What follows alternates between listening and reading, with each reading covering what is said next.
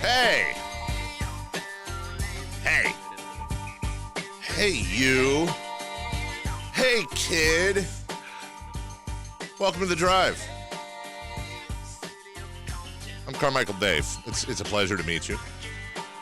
Kyle Madson is over there. It's a pleasure to meet you. Eunice is doing Eunice things, which is far more talented and hardcore than anything we're doing. Yeah, no way. I think Eunice has to correct a lot of people in her life, or like some people say she's like Eunice. I wonder if Eunice has an issue with mispronunciations of her name. And then I also wonder if Eunice would actually. She gave me a head shake. No, and I also wonder if Eunice would even correct anyone. She's so nice. I know. She's so nice. She's like, that's what you think. You don't hang out with her for an hour before the show starts. That's very true. You have hung out with Eunice much more than I have, so I don't know. You know what she said to me today? What? I walked in and I was like, Eunice, good morning. How are you? I'm very pleasant. And she goes, you know what? It's time to visit MaidaChevy.com and see who's made a great deal at Maida. See her doing that. Yeah. I could absolutely see her doing that. Pretty unbelievable. Eunice is like the Tyrod Taylor of radio, where it's just so nice and unassuming, just lets the mispronunciation go forever. Yeah. People a lot of times would call me David, and I had or Dave. That's the problem I have is people say, well, that's the correct pronunciation actually. Kile. People say Kyle my whole life, and I'm not going to correct them. They say Kyle my whole life? Yeah. I don't even get that spelling. It's Kyle. The my whole life doesn't exist, but it's not silent. How far away are we from somebody naming their kid with a hashtag? I think it's been done already. I feel like it's been done already. Is that something you might consider? I've considered the name hashtag. Just the name hashtag Madson. Oh my God, that would be amazing. I have not considered that. If you named your kid hashtag... Nobody tell that to my significant other because she might literally dump me for that. If you named your kid hashtag Madson, that kid would be a guaranteed fighter.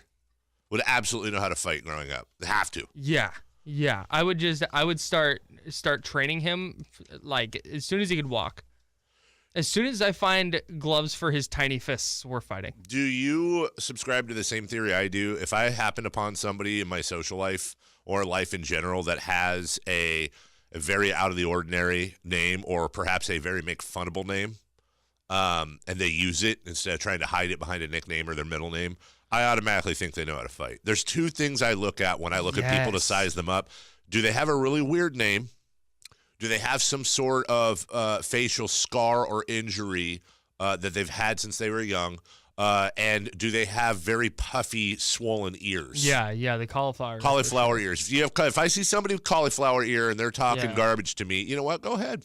And the people that when they talk about a bad thing that happened in their life, they kind of like have a little like smile about it. Mm-hmm. Yeah. Like it's just messed them up like just a little bit. I am not a fighter. I am a guy who tries to diffuse every tense situation with humor. Or diffuse. And I went through a weird time in my life where I wore cowboy boots and a cowboy hat. And don't. It was like a 6-month phase. I was lost in life. It's good to know. And I was walking through a store with a flannel on in my hat, and I walked by these two guys, and this one guy who's way buffer than I am goes, "Dude, I would not mess with that guy," but said the F word. Like after I walked by. Like he wouldn't mess with you? Yeah. Yeah, because you're wearing cowboy boots. Yeah. So yeah, that's right. Yeah, you don't mess with me. We're gonna have to get into that more. No, that's okay. Cowboy boots. Cowboy. Hey, did you want to do the promo thing? Yeah, let's do. We heard this promo coming in. We got a lot of stuff to cover here in just a few minutes. Here's the promo that played right before the show. Here we go. Don't miss the drive. Dan Zobrist had his first career ejection yesterday after telling an umpire that players would prefer robot umpires. Are we heading there? That's going to be the remake of Bull Durham. Going to go, tell me you want an electronic strike zone. I want an electronic strike zone. You're out of here. Why did he toss him? Oh, he must have said he wanted an electronic strike zone. The Drive with Carmichael Dave. Weekdays from 6 to 9 on Sports 1140 KHTK. Nice. So that's a fine and dandy old promo, but boy, is that old. Really old. That Ben Zobrist thing happened in like July. Yeah. I think part of it is that we've been so hyper-focused on the video that we haven't been using our audio promos enough. So Yeah. I think today, I think we should make a new promo. At some point throughout the show, we should have a new promo that we can cut from today's content. Now, like a fun video promo, for example, would be if the cameras were trained right, and I think they are. I think a fun video promo would be me talking about the audio promo, and then Kyle immediately yawns. That would be a good video promo. But that's not going to work on the audio. Like, you just did a straight MGM Lion yawn right when I said that. Did I really? Yeah, oh, yeah. I was like, oh, we should cut a new promo. I honestly don't remember yawning or feeling a yawn. I promise. That's weird. Go to the tape. So that was not what just happened right there. Not a promo. No. But at various points throughout the day, we're going to look and see live if something is good enough to cut as a promo. And you can help too at 441140 on the Jiffy Lube text line. Cut a promo live today. Let's get some new promos going. Might cut a couple if we can. Yeah. Matt George lost his first Optimist Challenge, Blind Optimist Challenge yesterday. I feel bad about it. I feel worse than Kyle does. I promise you that. We have I have it turned around so the cameras can't see, but we have the wheel of punishments. Now, we've already figured out what his punishment's going to be today. But everybody, Bobby and everybody in promotions, they're so overworked, they're so underpaid, and they're so good at what they do. Made a wheel for us, and I'm turning it around now so people on the video can see it. So the next time he loses, we will spin the wheel. And this is the wheel of punishment. We have everything from a photo shoot of our choice where we bring in different clothing for Matt to wear. I'm thinking one of my wife's 90s would be perfect, maybe purple for the Kings. Ice bucket challenge. We have one special space we hope we land on where we get to dye his hair, whatever color we want.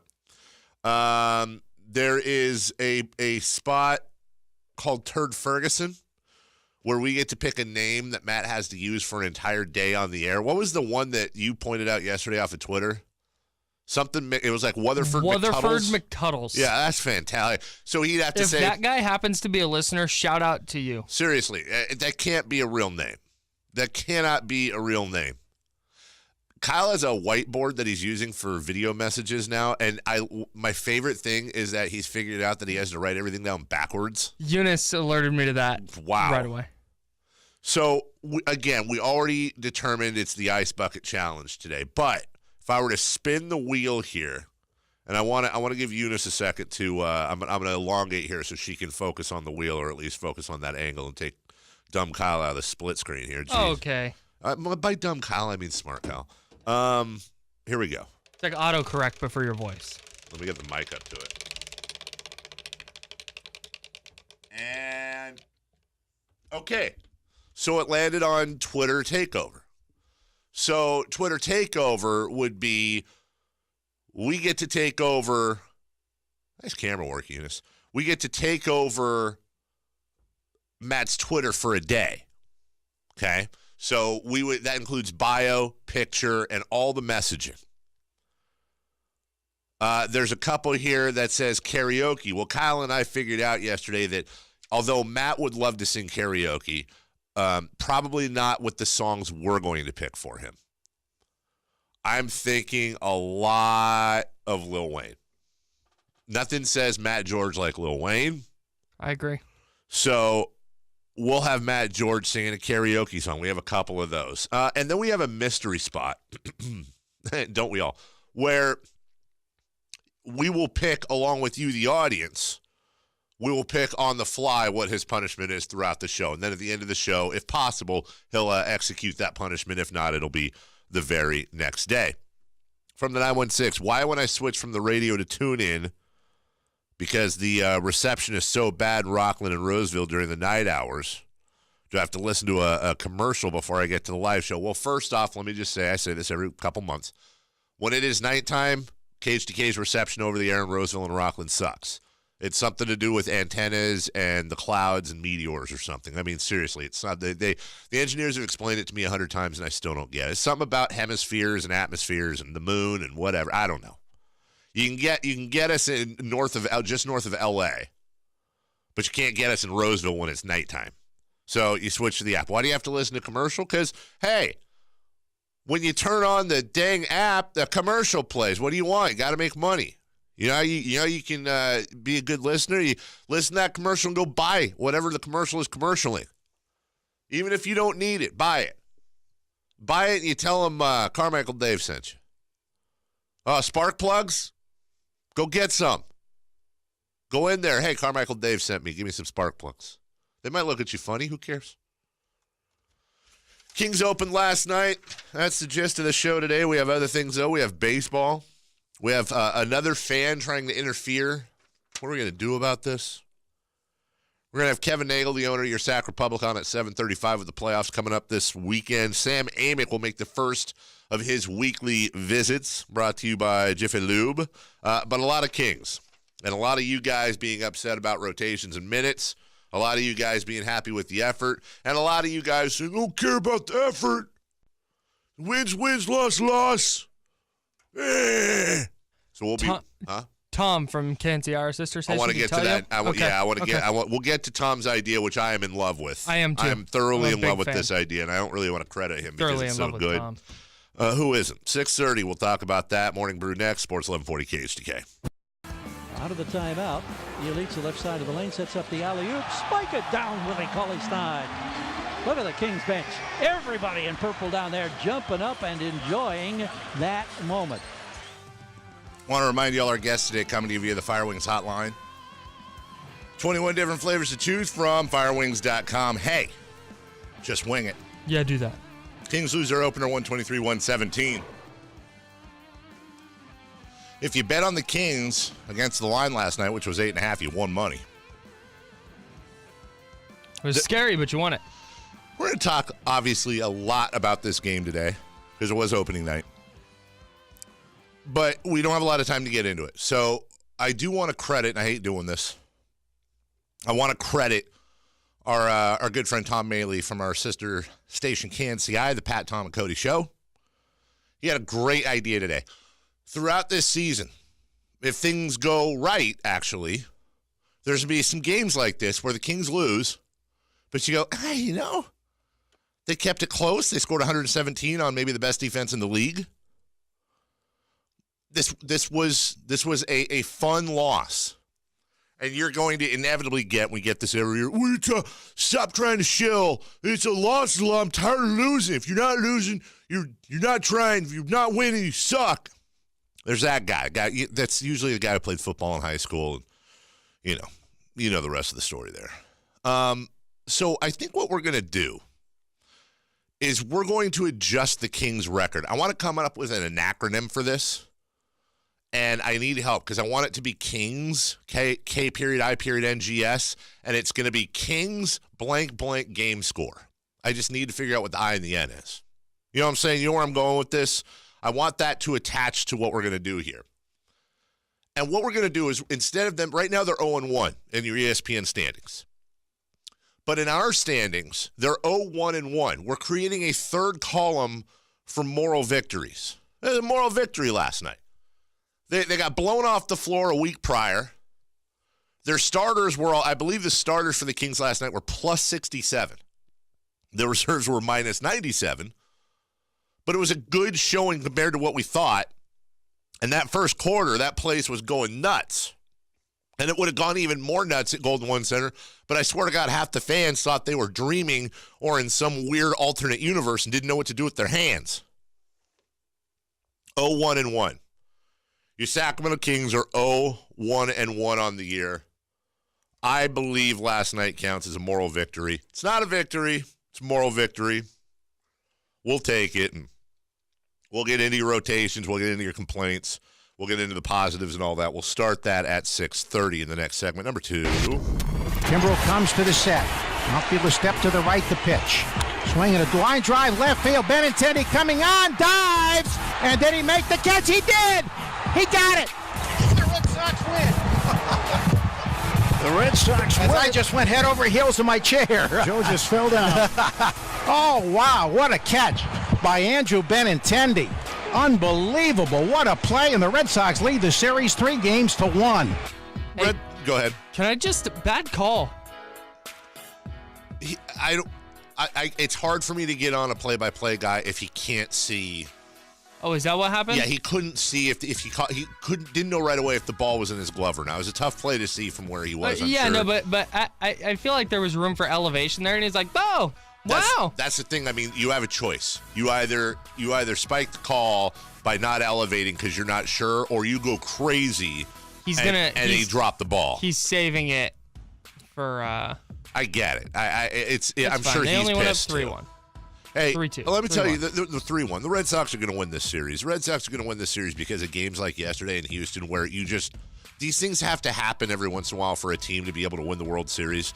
That diving catch is the difference, at the very least, between 8-6 your final and we're going to extras. And very likely with the bases loaded was game over. He dives, and we've seen this all the time. Yeah. Guy dives, ball goes over him. All we're talking about is Andrew Benintendi, and should he just played it on a hop, you have a 2-run lead. Right. And all three, I can't remember who was on first, but all 3 runs score, and Houston walks off, and they have all the big mo. Well, and now we're discussing the fan interference in right field. That's the other thing I was going to say. Fan interference it was or was not. Oh, how about being that fan? Something that's gotten lost in all this is the fact that Mookie Betts was even there to be near the ball. Because that was smoked, and he still got back there and got up high enough to be a factor in that. That's crazy. Mookie Betts might be the best player in baseball, not named Mike Trout. Yeah, and he is on the echelon just below Trout. 3-1 your final. Also, the Dodgers and Clayton Kershaw. Somehow Clayton Kershaw lowers his ERA to 4.50. Dodgers win 5-2. Dodgers up 3-2. Milwaukee goes home now. They got to win 2 in a row. Yep. Now, I thought I called the Dodgers choking in this series. Might be next series, but. See, and that's where I know we're getting into specifics, and I know that your rationality and your ability to think logically about the Dodgers is gone and out the window. Yeah. But if they lose in the World Series, it would not be a choke. They'd be losing to the better team. No. Sorry. Okay. But props to baseball, by the way. Let's go up to 50,000 feet real quick before we move on. Before we move on to number 3. The championship series are your top 4 records. And right now, the top 2 records, well, the Red Sox at least, the Dodgers. You know, if everything was right, it would be the Brewers moving on. But how about the top 4 records in baseball being in the championship series? That's someone tweeted last night, are the ALCS and NLCS even the same sport? And it's so accurate because the NLCS has been so boring. You're such a national leagueist. The 13-inning game was fun for sure, but it feels like every Red Sox Astros game has been. There's a lot of offense because it's sit back not even and the offense. drink your It's not even the offense. Runs. It's not even the offense. It's the fact that it was a 2-run game and the bases were loaded with 2 outs, and you had 2 diving catches, one in the top of the inning to keep the game close, and then one at the end of the game. You got an extra batter every game. 9 batters. Get out of here. 8-6, 5-2. Come on. Wow, you're rooting for the Dodgers. Interesting. Cool. Okay, number 3. Carmichael Dave, Dodger fan. Film at 11. Rosen under center, 2nd and goal on the 1. He takes, give to Johnson again up the middle, and Johnson is hit at the goal line and in. Touchdown.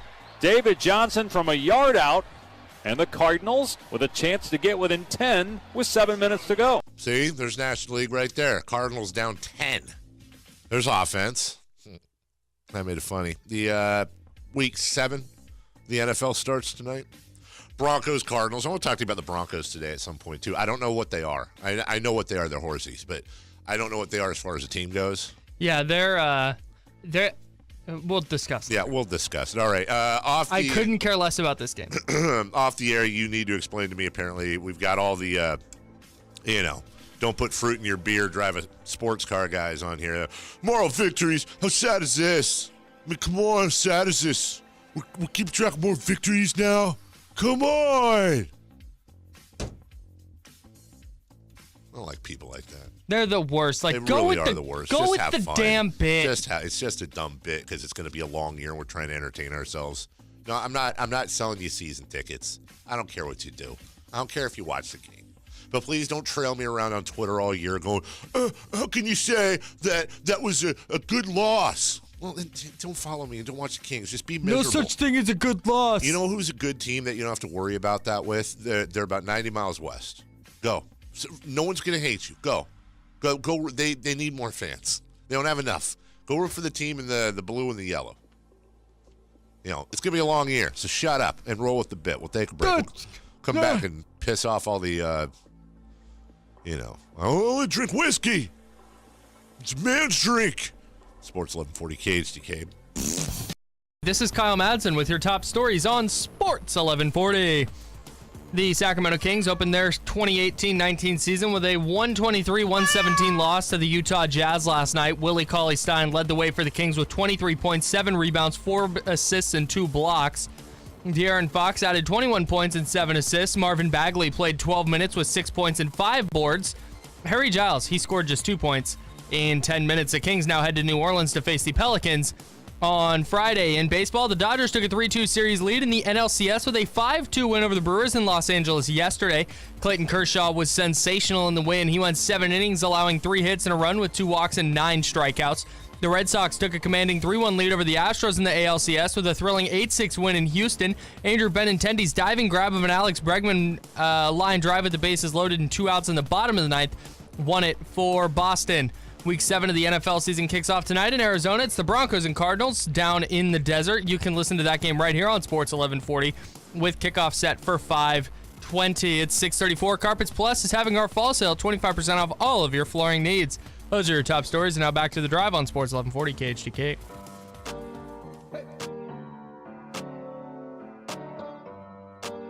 Here we go. The drive continues now. Rubio drives to his left, pulls up at the free throw line, off balance floater. It's no good from 14.5. Grabbed by Bielitsa, cruises into the front court. He drives it into the lane. He hangs, he puts it on the glass. He's got the bucket. There's your Petkus Brothers moment of the game. It comes early tonight. Get the spectacular backyard you've always wanted with a beautiful Petkus Brothers patio or sunroof. The best price, the best value, guaranteed every day. That's Petkus Brothers. That's right, as G-Man said, Petkus Brothers moment of the game. That spectacular backyard you've always wanted with a beautiful Petkus Brothers patio or sunroom can be yours. The best price, best value, guaranteed every day. Petkus Brothers. Here's Buddy Hield. Here's Hield now just above the free throw line, 17-footer, right on target. Buddy Hield, 2 for 2. He has 4 points. Kings have a 14-2 lead against the Utah Jazz. 4.5 minutes gone on opening night. Oh, boy. What a first quarter. Iman Shumpert with the drive karma coming in, and That's what we say. I think it applies. Rubio cruises toward the left angle, lobs inside to Gobert. Bad pass, grabbed by Jackson. Kings have numbers if they push. To De'Aaron Fox, Crowder to beat. Now he slows. It's a trailing Shumpert. Steps into 3. He's got the triple. The Kings have their biggest lead of the ball game as Iman Shumpert on the transition push hits the triple. It's 25-9 in favor of the Kings. Kings maintain that lead. Marvin Bagley comes in, gets his first NBA hoop. Willie Cauley-Stein enters on the bounce now to Marvin Bagley. Got room to work. Digs to his left. Plants for the jump hook. He's got his first NBA basket. Marvin Bagley III going against Rudy Gobert with a left-hand jump hook. Well-timed and in good deliberate fashion. Good mechanics, and he was able to score it. Well, that was a good news. Here's the quick take. Thought the Kings would get blown off the floor. They didn't. All 5 starters in double figures. The 5 starters were a plus 67. The reserves were a minus 97. An interesting starting lineup, too. Very interesting starting lineup. We were off on 2 of those. 34-30 after 1. They outscored. They had 3 30-point quarters on what many think is the best defensive team in the league. Unfortunately, as we'll see a lot this year, you also have to stop the other team from giving up baskets. Important key. 38-21 in the second quarter. Utah led there. A lot of things to be encouraged about, and we'll get into these strong throughout the day. Here's what I've gathered is the main gripe amongst Kings fans after game 1. The main thing they have an issue with. Marvin Bagley played 12 minutes. He's the number 2 pick in the draft. He had 6 points and 5 boards. Now, you can't always do this and extrapolate because it's not going to be accurate, but a per 36 extrapolation would be 18 and 15 for Marvin Bagley. meaning he did what he could with the minutes he had. By comparison, if you go around the league and you look at the another couple picks that went at it, obviously, a lot of Kings fans keeping an eye on Luka Doncic out of the corner of their eye. He had 10 points, but he also played 32 minutes. He was 5 of 16. And DeAndre Ayton, who, why didn't we put money down on this guy? Shockingly, DeAndre Ayton in 36 minutes, 18-10 with 6 assists. No turnovers, a block, and a steal. It's your rookie. It's your rookie of the year. I mean, come on. Let's back up. It's one game. It is one game. I think it speaks to it. I don't want to get super into this, but I just saw a lot of it on Twitter. I think it says a lot that the Mavericks are just handing the keys to Luka and being like, hey, you're going to play 32 minutes. Sure. And you're going to handle the ball, go take 16 shots. And then you've got Marvin Bagley playing 12 minutes.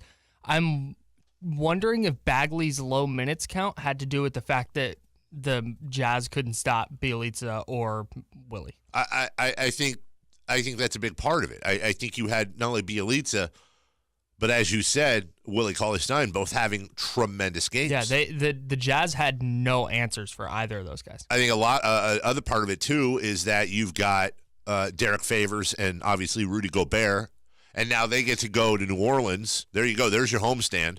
Now you're going into New Orleans that just throttled Houston in Houston, and you get to play Anthony Davis. New Orleans almost had 3 guys with triple-doubles against Houston. That's an interesting-looking team. But here's the thing, and here's where the gripe's going to come from, Kyle. Justin Jackson had 31 minutes at the 3. You can't be a crap team like the Kings are, draft a guy number 2, and play him 12 minutes and play a guy in Justin Jackson. This is where it gets hard, Kyle, because I love Justin Jackson. Sure. So do you. Yeah. But you can't. I won't disrespect him by letting babying him. By babying him. Yeah. You're allowing a guy that, quite frankly, if he was drafted in the second round instead of number 15, would probably be in the G League right now. Get 31 minutes while your second pick, which apparently can play the 3. That's what we've been told. Is getting 12 minutes on the bench. It's one game, but that's got to change. My theory on this, and throughout last night's game when they let Justin Jackson continue playing as he missed assignments on defense and wasn't doing anything offensively and missing open threes and stuff. I'm wondering if they're just like going to play him for a couple of weeks or however long, 30 minutes a game, and just go, look, this guy, he either has it or he doesn't. Here's your opportunity to play 30 minutes a game and take advantage of it or don't. Like this is his last opportunity to get major I think you're minutes. 100% right. I think this is Dave Yeager saying, this is your shot. But Yeah. Here's my thing. I don't care. Sure. I care about Marvin Bagley. Right. I don't care about Justin Jackson's development as much. Okay, so Justin Jackson gets 10 games of this, and then I think you're going to start seeing Bagley. Oh, I think you're right. But I don't like that. Let's see what happens on Friday. We'll take a break. When we come back, we'll get into baseball a little bit. Brewers, Dodgers, Sox, Astros. We'll take your calls at 339-1140. We'll take your texts on the Jiffy Lube text line at 44-1140. Back in a couple. Sports 1140 KHTK. The drive continues now. And he swings and drives one to deep right. Back it goes, and this ball is long gone. 2-run homer, JBJ. And the Red Sox have the lead. Kimbrel comes to the set. Outfielder step to the right, the pitch. Swinging a line drive, left field. Benintendi coming on, dives, and did he make the catch? He did! He got it! The Red Sox win. Fell over. The Red Sox win. As I just went head over heels in my chair. He fell over. That might explain the muted call as well. Mm-hmm. Yeah, I think Worried so. about his health. He fell over. Can you imagine falling over and then getting off? It's like, Red Sox! Right. Let me clean up a quick text before we get into baseball from the 916. It was pretty embarrassing seeing almost half the lower level empty at tip-off. Talking about the Kings last night. Let me explain that one. I don't know what the issue was, but there was some form of issue I was told about last night from a lot of fans getting into the arena. I don't know if it was some of the security gates were malfunctioning. I don't know what it was, but there were very long lines getting into the arena last night, and that's why at tip-off you saw what appeared to be what were a lot of empty seats, but that wasn't from lack of ticket sales or fans. If you watched, a few minutes into the first quarter, you saw a absolutely full arena, and I was looking for that too. I was there. I went up to the concourse and was looking around to see if I could see many empty seats. I couldn't. That last night's game was a sellout, so I want to stand in front of the Kings and in front of the fans there. That was not their fault. Now in this game, Kyle, now help me out because I've watched replays, and I know you were at home last night. The fan interference call is this a Bartman situation? No. Because why? I don't know that guy's name. Wouldn't it be funny if we heard a story that Bartman reached out to him quietly, like talked to him? Yeah, I was like, hey man. There's like the little kid, what's his name, Jeffrey, whatever from the Yankees. Jeffrey Meyer. Jeffrey Meyer, yeah, when the Yankees were playing the Orioles. Dude, you happen to see the having nothing to do with anything, the randomness of it was very funny. Did you happen to see his hat? I did not. It was a Reagan Bush 84 hat. Oh, wow. So this was an older gentleman? No. Oh. No, he's probably, I don't know. It's so tough to tell. Late 30s, early 40s, maybe. Gotcha. Yeah, but just super random. This is not a Bartman situation to me because the amount that he hung over the wall is in question. Yeah. Bartman pretty clearly had his hands over the railing to try and make a play. This guy was more like right above it. Like it's obviously full. There were multiple people going in for the home run ball catch. Sure. And to be fair to them, I'm very hard on fans reaching over the railing. Don't. Stay in your seat. The ball's coming to you. Get ready to defend yourself. Right. Back here, not going and getting the ball. Or, by the way, call it. Call it. If you see a player coming over, you got to communicate with them. Got it. Ball. I got it. The important thing to point out, and I said this earlier, is the fact that these fans were probably not expecting Mookie Betts to be anywhere near that ball. Sure. Because that ball was smoked, and Betts had to get to the spot and then had to get up. I mean, that was ridiculous. I'm not certain he would have caught it, and that's where my gripe is. I was going there. Because you can't assume a double play, but you can assume that he was going to catch that. I'm going to ask you this. Your thoughts, you got to bet one way or the other. You take that fan out of existence. Mm-hmm. You got to bet one way or the other. Does Mookie Betts make the catch? Doesn't mean he did. I'm saying you got to bet one way or the other. Man. I'm going to say no just due to the degree of difficulty. Disagree. I think if I had to bet one way or the other, because I did watch it enough. I'm looking at like the height where Betts was. It would have been an insane catch. Don't get me wrong. Sure, and that's where if I'm going off, you can't assume a double play was going to happen. Wouldn't have been an error had he not caught it. Right. Let's put it that way. Right. So I'm not going to disagree that he would have caught. I mean, that's where it's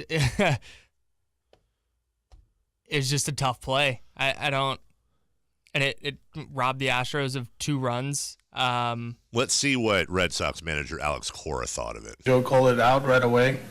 I saw the replays, and I know the boundaries and all that. I was pretty sure that it was going to be called out. He didn't reach over the fence. He was actually parallel with the wall. So that's the rule, and we got the out. Okay, and that's where if there is a wall like an invisible line that went straight up, I'm not sure either Betts or the fan would have been reaching across that line, like full. Does that make sense? They showed a picture it was right there. They showed a picture from the seat next to where the fan was, from the fan's point of view, and they showed the distance between basically where your knees are, where you sit, and the yellow line. Dude, it's like one of my legs. I mean, they're right there. It's so close, and it's right in front of the fan. You got a ball coming up. You're not used to it. I always empathize with the fans. I do. I don't want them to be in these situations, but I empathize with them. Like, you got a ball coming out. It's a huge situation. Your instinct's going to be to try to catch. No, I totally understand that. That's why I said in this moment, I'm usually harder on fans that are down the foul lines where it's like, dude, just don't touch it. But it was really close, and I don't fault. I mean, they called it out, and they, like Cora said, they called it on the field. Right. And there wasn't really anything to overturn that call. Hey, it's time to visit MaidaChevy.com and see who's made a great deal in Maida. It is. Let's real quick hear from, this might be bad audio. Let's hear from AJ Hinch, the other manager on that fan interference. AJ, what did you think of the call on Jose Altuve's? What do you think I thought? What did I see? I saw fan interference. I've had this a couple times, or we have as a team, and they deemed the fan reached over into the field of play and interfered with bets. And Jose pays the biggest price because the trajectory of the ball looked like it was going to leave the ballpark. But we assume, and you can assume a lot with Mookie because he's an incredible athlete, we assume he's going to make this spectacular catch, jumping as high as he can into the crowd. I asked for a review, and obviously they're going to give it to us. They reviewed it and came back with the same outcome. So once the fan reaches in, past that line of the fence, we're going to penalize hitters. Well, there you go. You had that play, which could have been a 2-run difference. Then you had the bases loaded diving catch to end the game by Benintendi. It just looks like karma's pointing to the Red Sox. Had the bases loaded diving catch by Houston, too, by Josh Reddick in the bottom of that inning. Yeah, it was pretty incredible finish. Also, National League happened too. We'll take a break. When we get back, let's get back into the Kings and talk to you at 339-1140 and 44-1140. Your thoughts on the rotation, your thoughts on the minutes, your thoughts on Bielitsa, Yogi Ferrell, De'Aaron Fox. Let's get into it. Kings, Jazz. Jazz win 123-117. We're back in a couple on Sports 1140 KHTK.